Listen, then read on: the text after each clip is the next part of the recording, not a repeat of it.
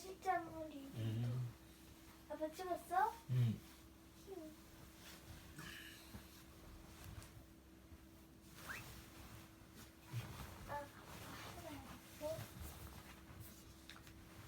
이나 잘 자고 좋은 꿈 꾸거라. 아기니 아기니. 아겠니.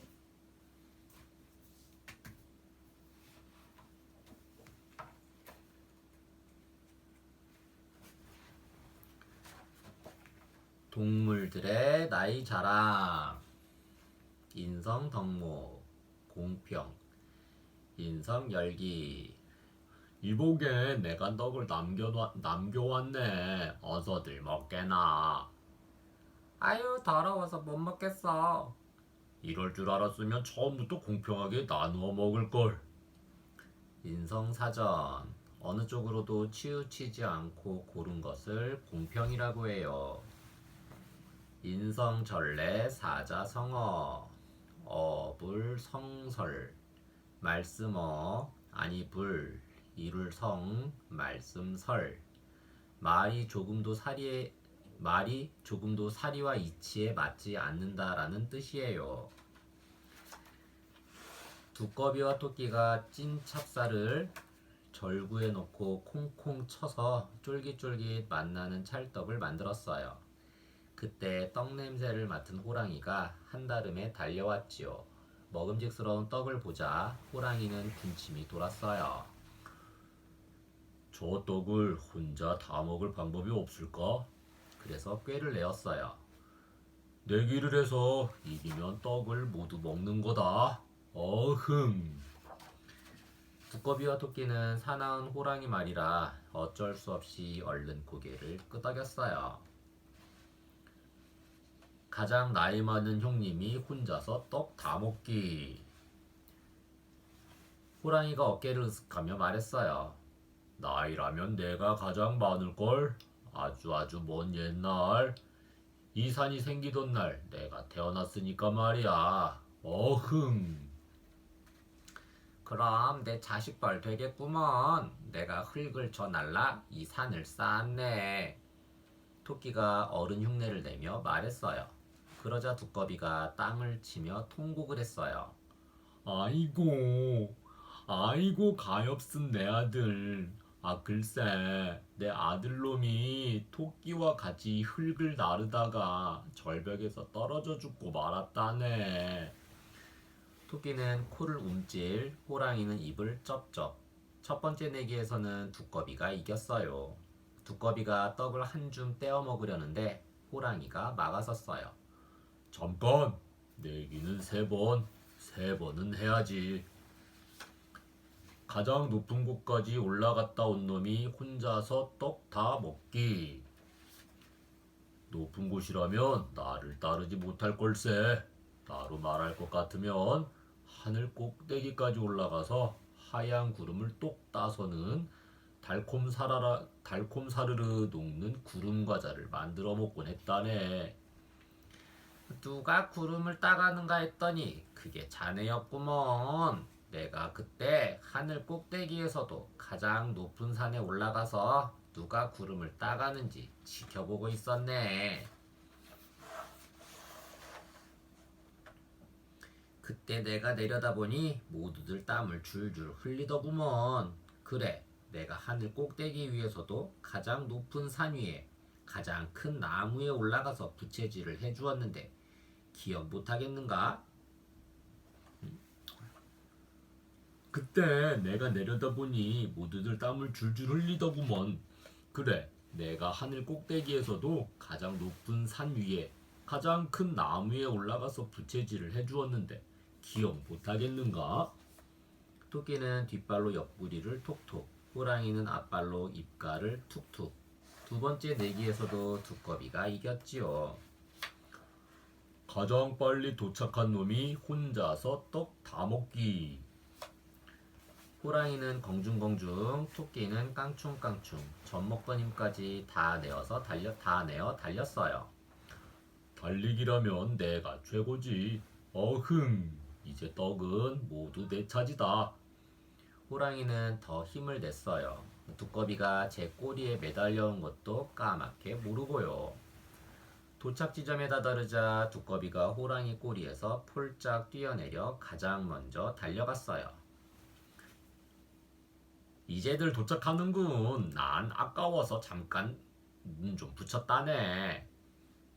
이미 도착한 두꺼비가 눈을 껌뻑이며 말했어요. 토끼는 짧은 꼬리를 실룩, 호랑이는 긴 꼬리를 휙휙. 세 번째 내기에서도 두꺼비가 이겼어요. 이제 떡은 두꺼비 차지가 되었지요. 그런데 화가 난 호랑이가 갑자기 떡을 산 아래로 힘껏 떠밀면서 소리쳤어요. 아니야. 마지막으로 다시 한번 하자.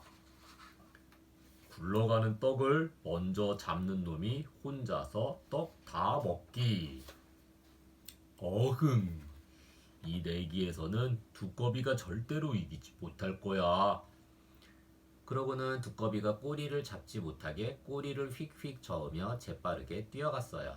토끼도 얼른 그 뒤를 따라갔지요. 두꺼비만 뒤에서 어기적.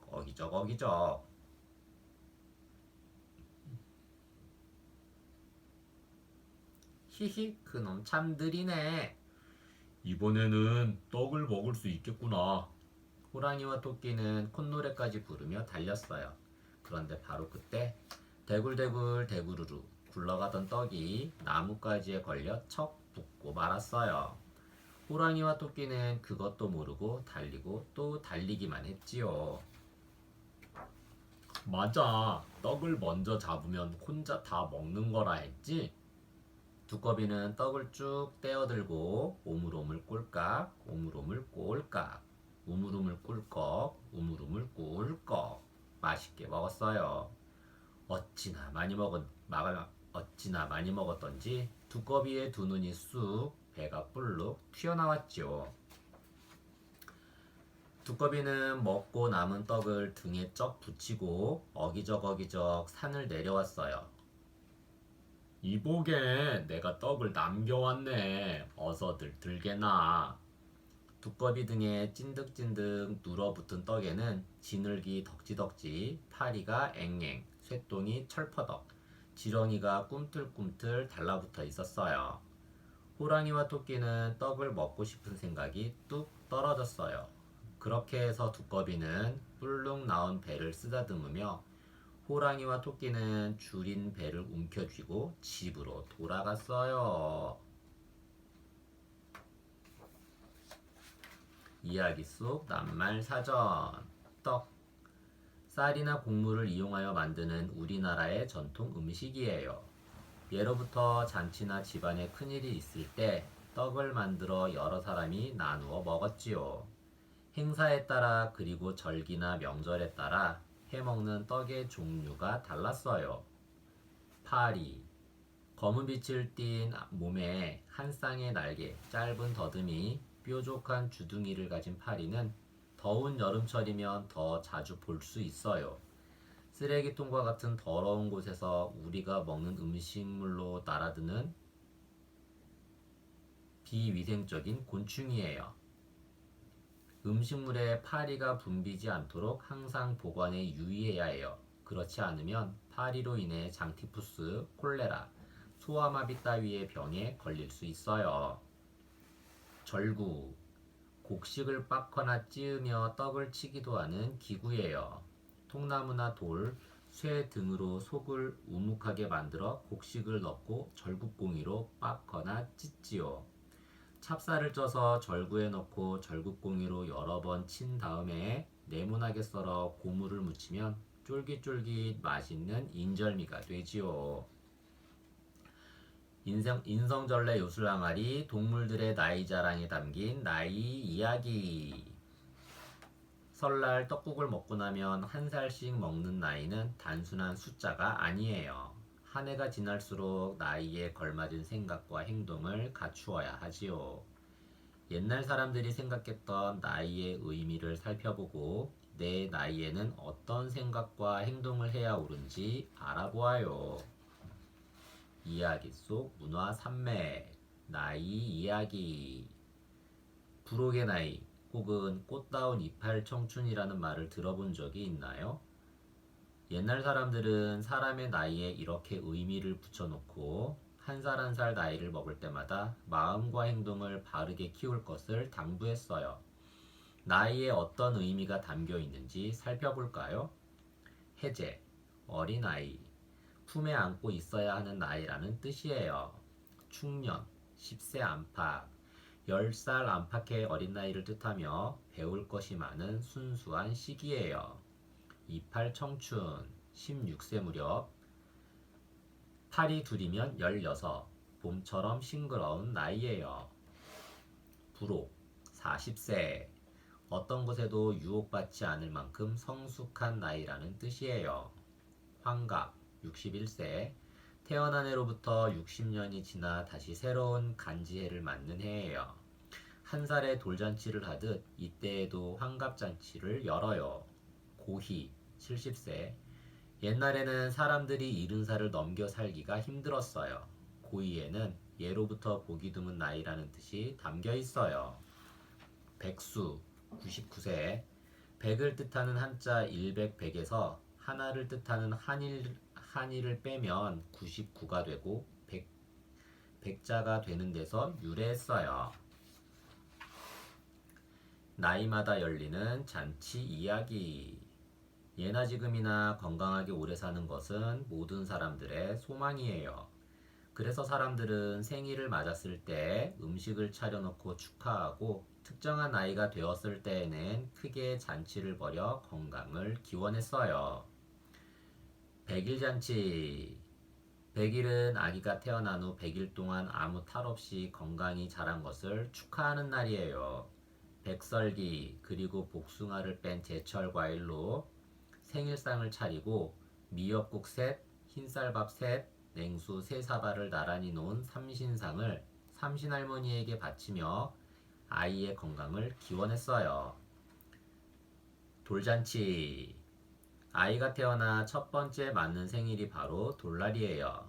첫 돌에는 백설기와 수수경단, 송편, 국수, 대추와 과일로 돌상을 차리고 사람들을 불러 잔치를 열어요. 이날 돌맞이 옷을 차려입은 아기 앞에 쌀, 실, 돈, 활, 붓, 벼루, 먹 등을 놓고 잡아보게 하는 돌잡이를 하는데 아이가 잡는 물건을 보고 아이의 미래를 점치기도 했어요. 돌잡이. 옛날 사람들은 돌을 맞은 아이가 실을 잡으면 병 없이 오래 살고 활과 화살을 잡으면 장수가 되고 책, 종이, 붓, 먹, 벼루를 잡으면 학식이 높으며 쌀이나 돈을 잡으면 부자가 되고 자와 바늘을 잡으면 손재주가 뛰어난 사람이 된다고 여겼어요. 성년식. 옛날 사람들은 아이가 혼이 날 나이가 되면 좋은 날을 받아서 어른이 되었음을 알리는 성년식을 치렀어요. 남자의 성년식을 관례라 하고 여자의 성년식을 계례라 불렀지요. 이날 남자는 상투를 틀어 관을 쓰고 어른의 옷을 입었으며 여자는 쪽을 지고 비녀를 꽂고 족두리를 썼어요. 어른들은 성년식을 치르면서 말과 행동을 조심할 것을 당부했지요.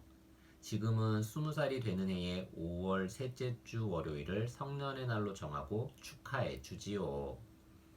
환갑잔치.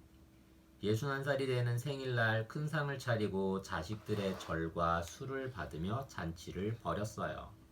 옛날에는 이때까지 살아있는 것도 장수하는 것이었어요. 그래서 환갑잔치상에 놓인 밤과 대추를 아이에게 가져다 먹이며 건강과 장수를 기원하기도 했어요. 철학이 담긴 생각 장면. 내기에서 과연 누가 이길까요? 떡을 모두 독차지하고 싶은 호랑이가 떡을 걸고 내기를 해요. 떡을 먹기 위해서 한 내기는 무엇인가요? 내기에서는 과연 누가 이길까요? 왜 그렇게 생각했는지 이야기해 보세요.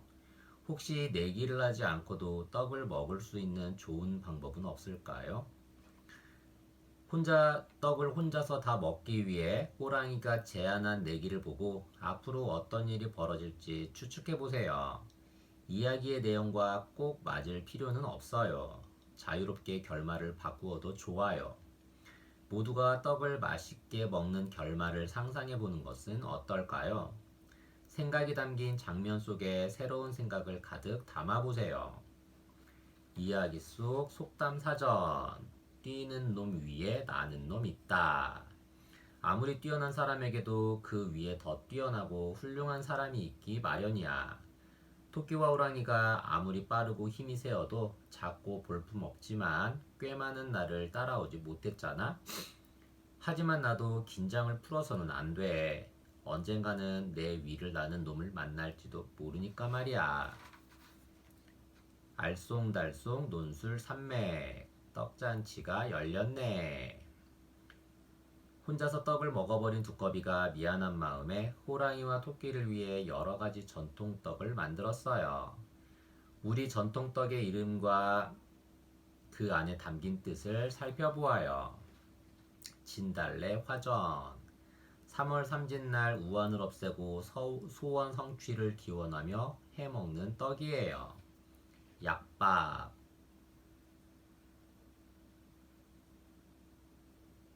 정월 대보름에 액을 막는 의미로 먹는 떡이에요. 시루떡.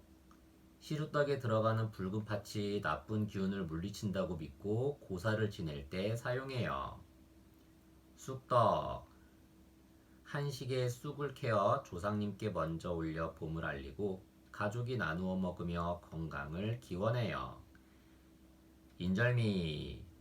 인절미가 서로 척척 붙듯 부부간에 금실 좋게 살라는 뜻이 담겨 있어요. 수수팥떡. 잡귀를 물리치는 수수팥떡은 10살이 되기 전까지 생일날 해주는 떡이에요. 백설기. 하얀 색깔처럼 깨끗하고 병이 없으며 100이라는 숫자처럼 완전하게 살라는 의미로 100일이나 생일날 먹어요. 송편. 꽉 채워진 고물만큼 속이 꽉 차고 감싸고 있는 떡만큼 넓은 아량을 가지라는 뜻을 담고 있는 송편은 추석날 먹어요. 가래떡.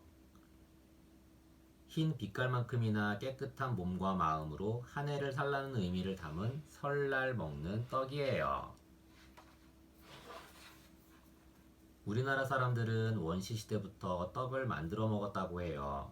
오랜 세월을 거치면서 사람들은 떡에 소망과 기원을 담게 되었고 그 맛과 재료와 모양이 다양하게 발전했지요. 우리 전통 떡의 이름과 그 안에 담긴 의미를 알아보아요. 또 예로부터 떡을 하면 이웃과 나누어 먹었던 조상들의 나눔의 미덕을 배워보아요. 이번 기회에 가족들과 함께 떡을 만들어 이웃과 나누어 먹는 것은 어떨까요? 이야기 속 작가 생각. 호랑이와 토끼와 두꺼비가 서로 나이 자랑을 하며 내기하는 모습을 보면 절로 피식하고 웃음이 납니다. 하지만 내기의 결말은 어떻게 되었나요? 처음 내기를 시작할 때는 군침이 꼴깍 넘어갈 정도로 맛있어 보이던 떡이 나중에는 거들떠보기 싫을 만큼 지저분해지고 말아요.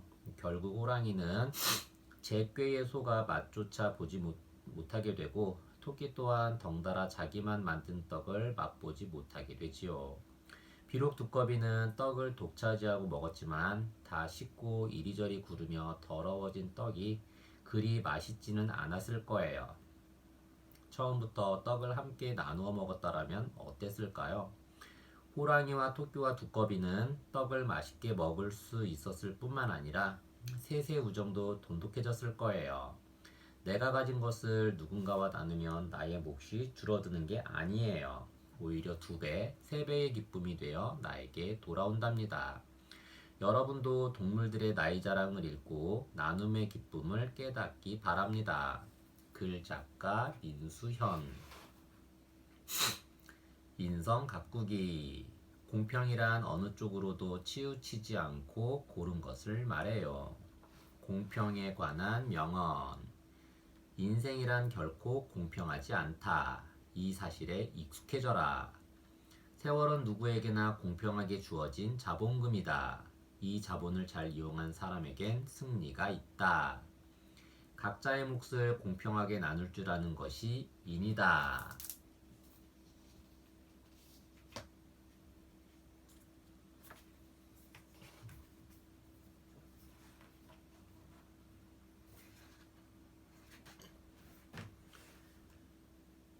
별주부전.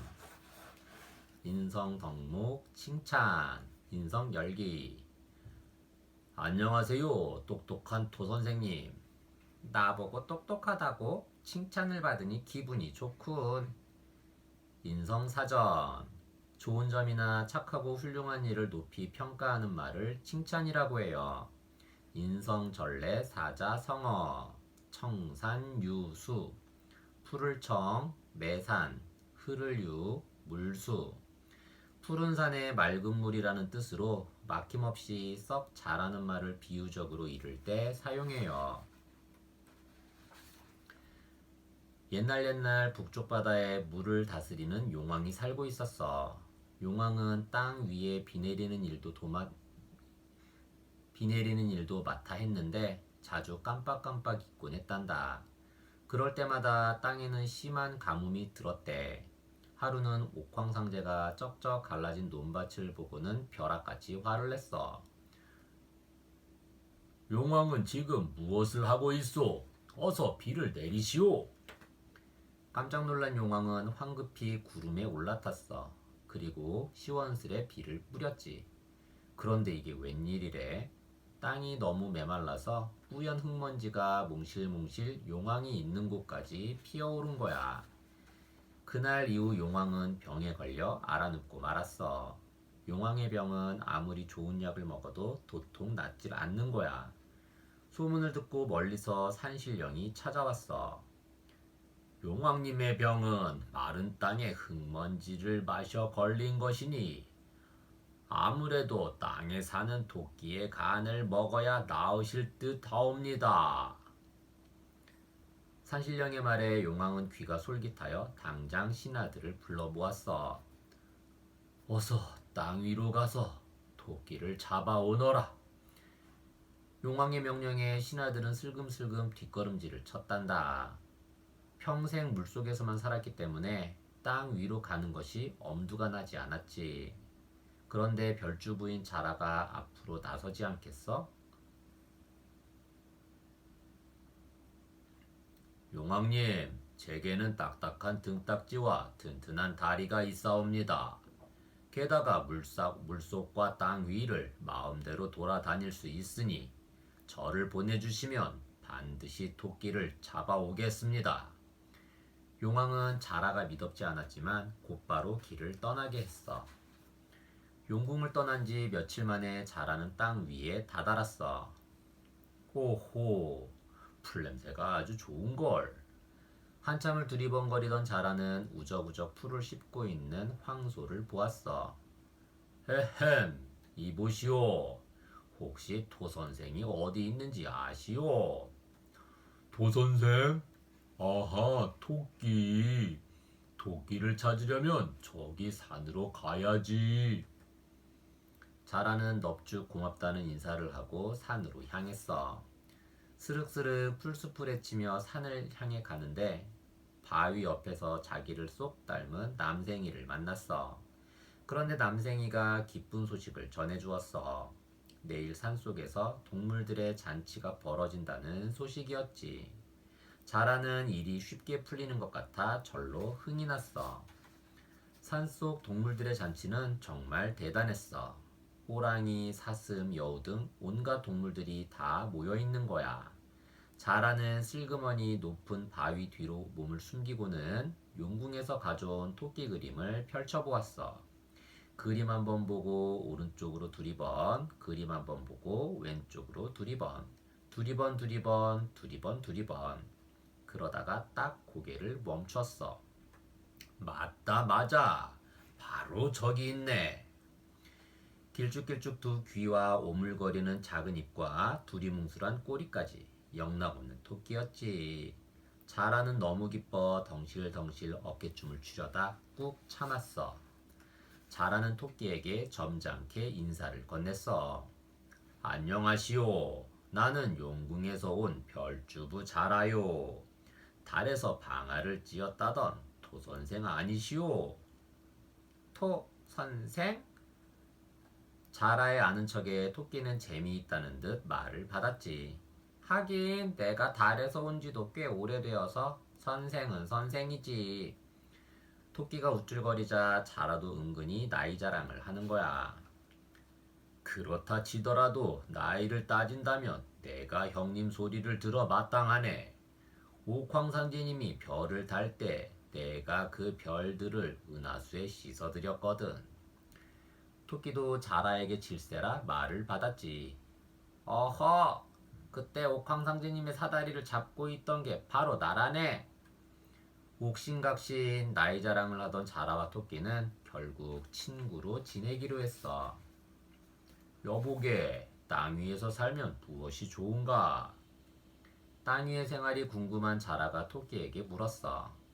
그거야, 산 좋고 경치 좋은 곳이 많아서 좋고 산과 들에 먹을 것이 가득하니 살기 좋을 수밖에. 코를 벌름거리며 자랑하던 토끼가 자라에게 되물었어. 자네가 사는 바닷속은 어떤가? 바닷속 용궁은 이곳 땅보다 훨씬 살기 좋다네. 오색 진주로 장식된 화려한 용궁과 알록달록 예쁜 물고기들이 산호초 사이를 헤엄치고 무지갯빛 물방울이 솟아오르는 아름다운 곳이지. 그뿐인가? 용궁에서는 신선들이 먹는 귀한 음식만 먹어서 늙지도 죽지도 않는다네. 아 참, 산속에는 크고 사나운 동물들이 많더군. 자네 혹시 무서운 동물들에게 쫓기는 건 아닌가? 산속에 먹을 것이 많다고는 하나 추운 겨울에는 어찌 사는가? 토끼는 대답도 못하고 후유 한숨만 내쉬었어. 똑똑한 토선생이 용궁에 가면 벼슬자리 얻어 배불리 먹고 편히 살 텐데 안타깝군. 용궁의 산의 진미는 산속의 음식과 비교도 안 된다네. 아하, 깜빡했네. 용궁에서는 땅 위의 동물도 편히 숨을 쉴 수가 있으니 사는 건 걱정하지 말게. 토선생, 어떤가? 지금 나와 함께 용궁에 가면 으리으리한 집에서 부귀영화를 누리며 살 수 있다네. 토끼는 귀가 솔깃했어. 자네 말이 정말이라면 이참에 용궁 구경이나 가볼까? 결국 토끼는 자라와 함께 용궁으로 향했어. 꿈에 부푼 토끼는 엉덩이를 들썩이며 노래를 불렀지. 무서운 맹수들아, 부디 잘들 있게나. 이 몸은 벼슬하러 용궁으로 간다네. 얼씨구 절씨구 지화자 좋다. 하지만 기쁜 것도 잠깐. 갑자기 소용돌이 물살이 밀려와서 토끼는 죽을 것만 같았어. 얼마나 지났을까? 여보게, 토선생 정신 차리게. 용궁에 다 왔네. 잠시만 여기서 기다리게나. 용왕님께 귀한 손님이 오셨다고 알리고 오겠네. 토끼는 그제야 정신을 차렸어. 토끼는 두리번 용궁 이곳저곳을 살피기 시작했어. 이렇게 좋은 곳에서 벼슬 도하고 부귀영화를 누린다니 꿈만 같구나. 토끼는 콧구멍을 발랑발랑, 뭉툭한 코리를 달싹달싹, 두 귀를 쫑긋쫑긋, 엉덩이를 실룩실룩 신이 나서 춤을 추었어. 잠시 후 신하들이 우르르 몰려오자 토끼는 자기를 마중 나온 줄 알고 우쭐했지. 토끼가 용궁 안으로 들어선 순간 자라가 자랑스럽게 외쳤어. 용왕님, 토끼를 잡아왔나이다. 부디 토끼의 간을 드시고 병환을 이겨내소서. 뭐? 토끼의 간? 토끼는 눈앞이 팽글팽글, 다리가 후두루들, 심장이 벌렁벌렁거려서 털썩 주저앉고 말았어. 겨우 기운을 차린 토끼는 길게 한숨을 내쉬고는 침착하게 이야기를 시작했어. 제가 죽어 용왕님의 병이 나으신다면 마땅히 그리해야지요. 허나 간을 탐내는 이가 하도 많아 빼놓고 온 게 기가 막힐 뿐입니다. 무엇이라? 내 놈이 목숨을 구하려고 감히 내게 거짓말을 해. 여봐라, 당장 저놈의 배를 갈라 간을 꺼내라. 용왕은 불같이 화를 내며 소리를 질렀지. 그런데 웬일인지 토끼는 오히려 깔깔 웃는 거야. 그리 생각하신다면 당장 제 배를 가르십시오. 하지만 제가 간을 시간과 장소를 잘 가려서 넣고 꺼내기 때문에 명약이 된 것은 알고 계시겠지요? 토끼의 말에 모두들 웅성거리기 시작했어. 용왕도 긴 수염을 매만지며 허허 웃는 거야. 내 원래 장난을 좋아하여 잠시 토선생을 놀린 것이니 기분 나쁘게 생각하지 말라. 그러고는 토끼를 위해 큰 잔치를 열라고 명령했지. 모두들 토끼의 능청에 깜빡 속고 만 거야. 어휴, 살았다. 전혀 눈치 못 챘겠지. 어서 빨리 용궁을 빠져나가야 할 텐데. 토끼는 당장이라도 살던 곳으로 돌아가고 싶었어. 잔치를 즐기는 체하며 곰곰이 생각하던 토끼가 말했어. 아차, 내일이 보름달이 뜨는 날이구나. 보름달이 뜨는 날 간을 걷어야 명약이 될 텐데. 그러자 모두들 어서 갔다 오라고 야단이었지. 토끼는 용왕과 신하들의 배웅을 받으며 자라와 함께 드디어 용궁을 떠났어. 땅 위에 도착하자마자 토끼는 기다렸다는 듯이 숲을 향해 깡충깡충 뛰어갔어. 흥얼흥얼 콧노래까지 부르면서 말이야. 그도 그럴 것이 죽었다 다시 살아났으니 얼마나 기쁘겠어? 자라는 토끼를 쫓아가느라 숨이 턱에 닿았지. 여보게 친구, 나는 걸음이 느려서 도저히 못 쫓아가겠네. 네, 여기서 기다릴 테니 얼른 가서 간을 가져오게. 하하하, 어리석은 자라야. 세상 천지에 간을 꺼냈다 넣었다는 동물이 어디 있겠나? 내 목숨을 지키기 위해 꾸며낸 말이라는 것을 아직도 모르겠나? 이렇게 말한 토끼는 숲속으로 뛰어가 버렸어. 토끼를 놓친 자라는 발만 동동 구르고 한숨만 푹푹 쉬었다지. 아마. 이야기 속 낱말 사전. 용왕. 상상 속의 동물인 용을 지배하는 우두머리로 세상에 있는 모든 물을 다스려요. 그래서 사람들은 비가 오지 않을 때나 바다에 나가 물고기를 잡기 전에 용왕님께 제사를 올리며 기도했어요. 용궁. 용왕이 살고 있는 궁전을 말해요. 옛사람들은 용궁이 바닷속 혹은 바다 위에 섬처럼 떠 있으며 온갖 금은보화로 뒤덮인 화려한 곳이라고 믿었어요. 또 용궁에는 하늘과 연결되는 길이 있다고도 생각했어요. 토끼. 기다란 두 귀를 쫑긋 세우고 깡충깡충 뛰는 모습이 귀여운 토끼는 옛 이야기에서 지혜로운 동물로 자주 등장해요.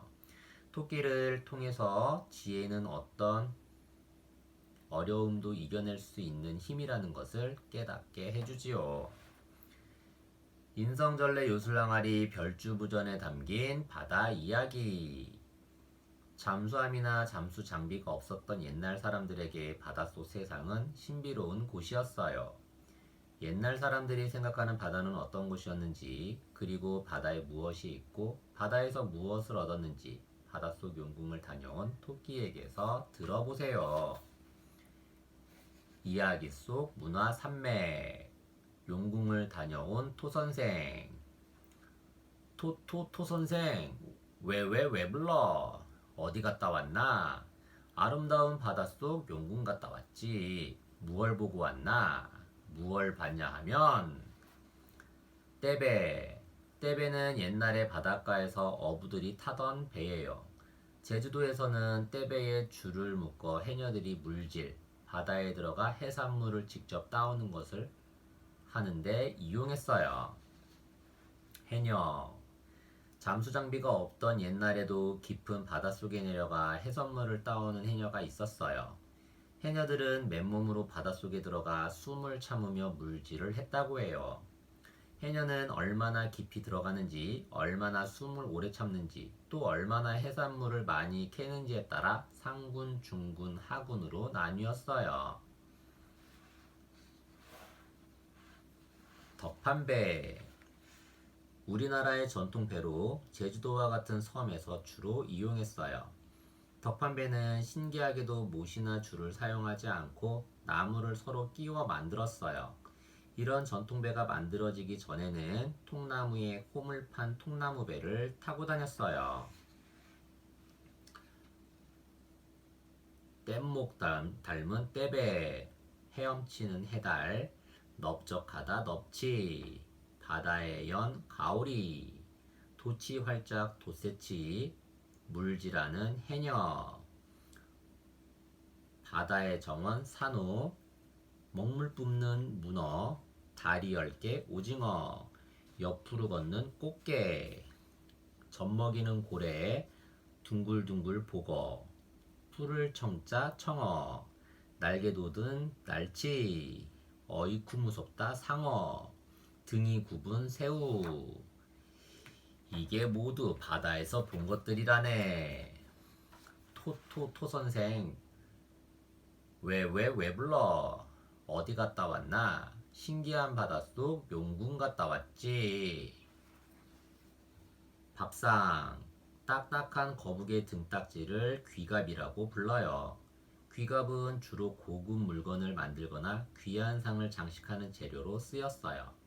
19세기 말엽에는 귀갑으로 만든 안경테가 유명하기도 했어요. 자개장.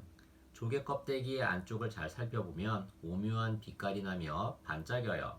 그런 조개 껍데기를 썰어낸 조각을 자개라고 해요. 사람들은 옷장이나 밥상, 경대 같은 가구에 자개를 박아 장식했어요. 인비웅이. 관아에서 사용하는 도장을 넣어두던 자그마한 상자예요. 예전에는 귀한 물건을 보관하는 상자나 주머니를 상어 가죽으로 만들었어요. 특히 임금님의 도장인 옥새에는 상어 가죽으로 만든 인비옹이에 보관하기도 했어요. 갑옷. 군사들이 적과 싸움을 할 때 입던 옷이에요.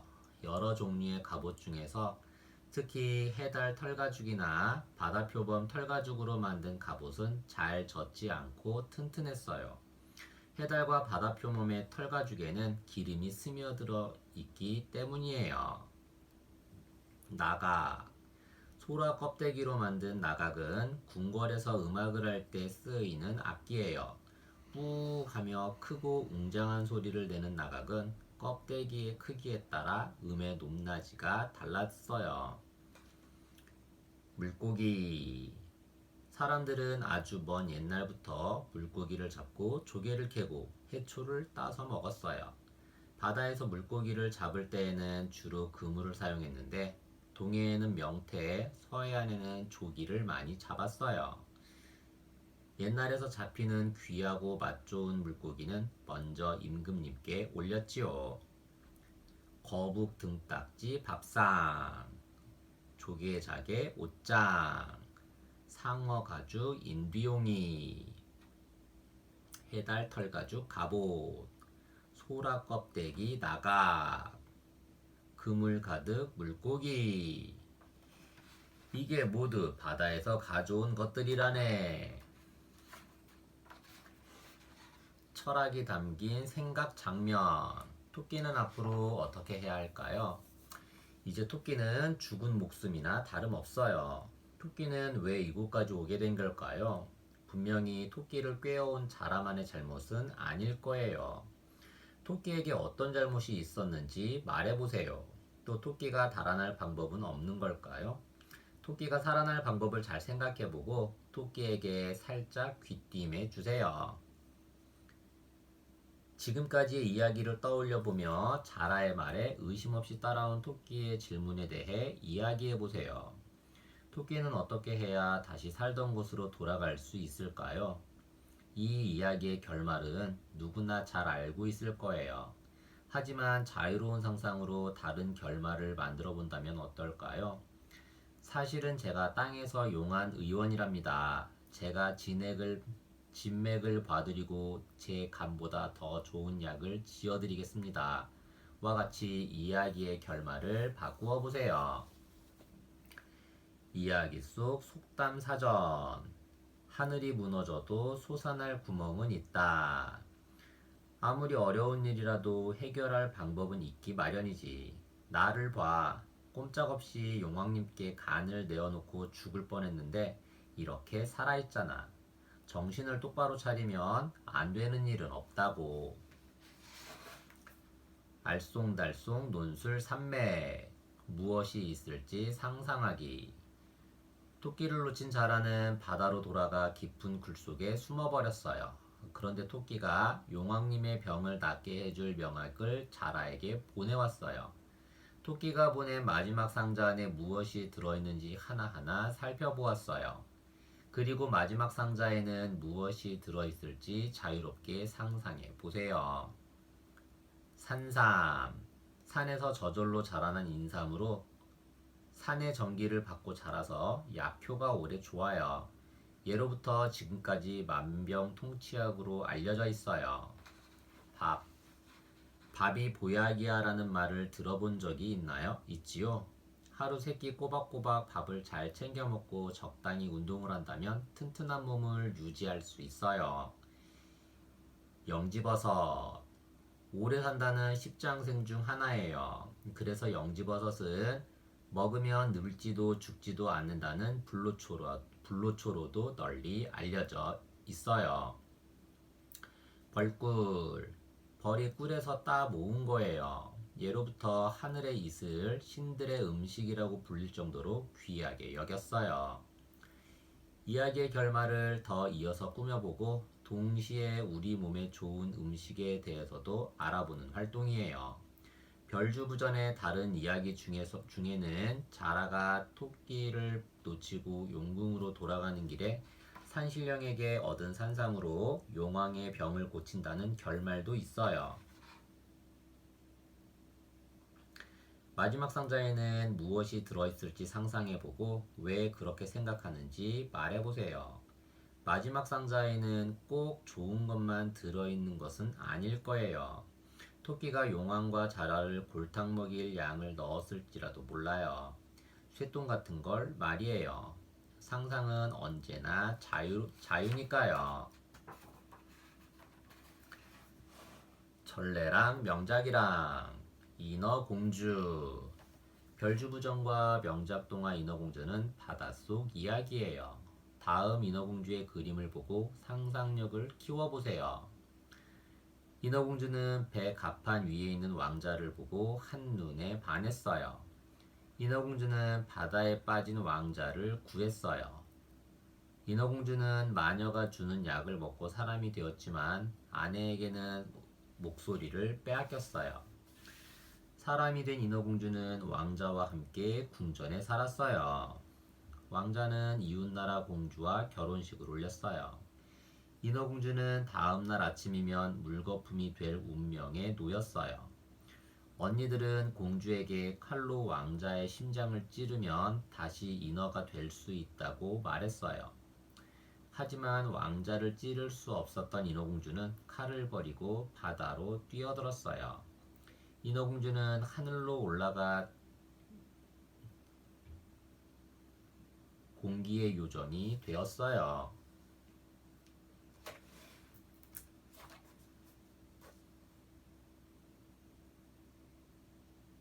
수군가. 수군가는 판소리 5마당 가운데 하나로 토끼 타령, 별주부 타령이라고 부르기도 해요. 오래전부터 전해 내려오는 이야기를 바탕으로 만든 판소리로 토끼와 자라의 행동을 통하여 인간을 풍자한 내용이에요. 이 대목은 별주부가 토끼를 만나는 부분이에요.